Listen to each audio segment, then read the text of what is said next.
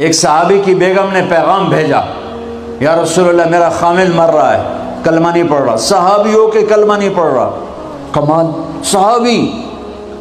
اب بھاگ کے گئے، ہم نے کہا بیٹا کلمہ پڑھ، پڑھوانے والے نبی، پڑھنے والا صحابی۔ کہا جی پڑھا نہیں جاتا، بول رہا ہے کلمہ نہیں پڑھا جا رہا۔ ہم نے کہا کیا ہو؟ کہا جی بس پڑھا نہیں جاتا۔ آپ نے فرمایا اس کے والدین میں کون زندہ ہے؟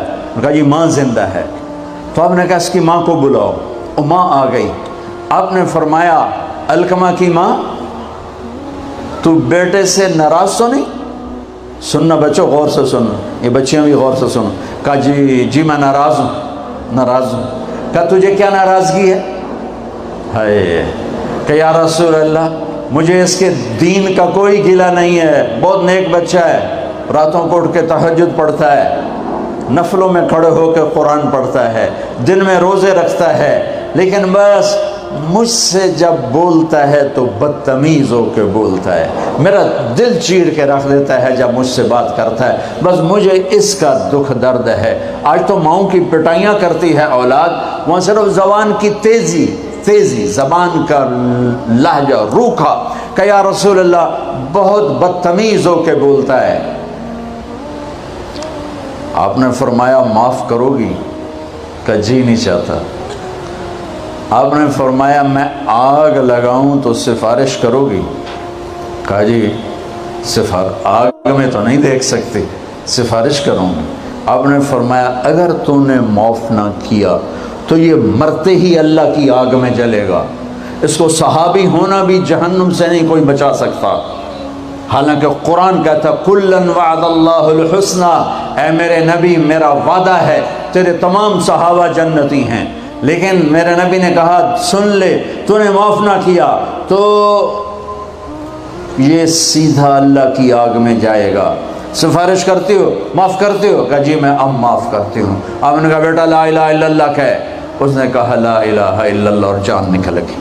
آپ نے اس کا جنازہ پڑھایا، اس کے دفن میں شریک ہوئے، اور پھر اعلان کیا اس کی قبر پہ کھڑے ہو کر جس نے ماں باپ کو دکھ دیا اس پہ اللہ کی لعنت، اس پہ فرشتوں کی لعنت، اس پہ زمین آسمان کی لعنت، ان کی نہ نماز قبول ہے، نہ روزہ قبول ہے، نہ صدقہ قبول ہے۔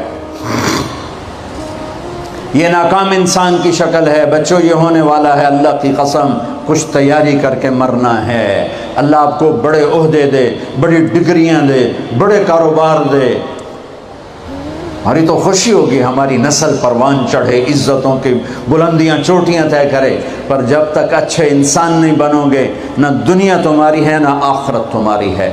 اور اچھے انسان کا معیار ہے میرے نبی پاک صلی اللہ علیہ وسلم کی مبارک پاکیزہ زندگی۔ اس کے بغیر کوئی انسان نہیں ہے جس کے اندر غلامی مصطفیٰ نہیں، غلامی محمد نہیں، عشق محمد نہیں، عشق رسول نہیں، جس کے اندر میرے نبی کا اتباع نہیں، وہ انسان کہلانے کے قابل نہیں ہے۔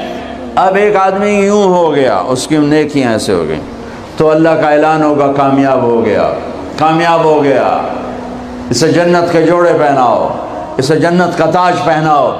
یہ جائے گا، یہ 5 فٹ کے قد میں، 6 فٹ کے قد میں، لیکن جب اللہ کہے گا کامیاب ہو گیا تو جنت کا جو ہائٹ ہے وہ 5 فٹ نہیں ہے، جنت کی ہائٹ 130 فٹ ہے۔